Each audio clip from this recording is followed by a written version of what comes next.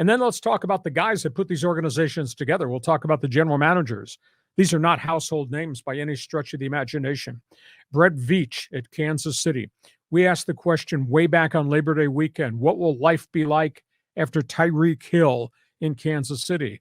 Well, life's turned out pretty good because they took all the money they could not pay Tyreek Hill and they spread it across the table and they went out and got people. I mean, they went out and got J.J. Schuster-Smith, the ex-USC star.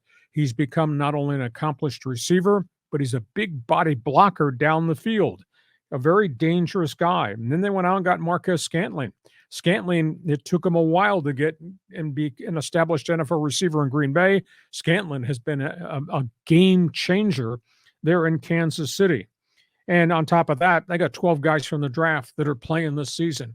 What a job Veach has done. Nobody knew who Isaac Pacheco was. He was a quarterback in college, and they've made him a tough guy running back. And they went into the marketplace, and they got Trent McDuffie, very good cornerback, University of Washington. He started from the minute he got there in training camp. And George Karlaftis, pass rusher, who's the third name nobody ever talks about in Kansas City's pass rush. That's a really good team that Brett Veach has given to Andy Reid. Howie Roseman, well, he's the one that cited and drafted Jalen Hurts. Thumbs up to him. But what he did in this offseason, John, they went out and they got Hassan Riddick, stole him from the Arizona Cardinals on a small money free agent contract. He's got 16 quarterback sacks. He's just an absolutely phenomenal off-the-edge guy and a tough guy on top of it.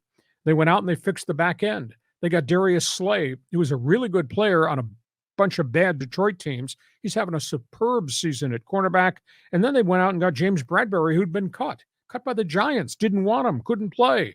He's evolved into a really trustworthy cornerback.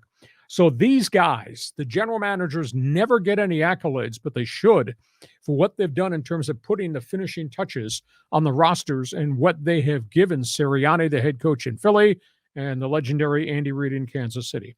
I threw a lot of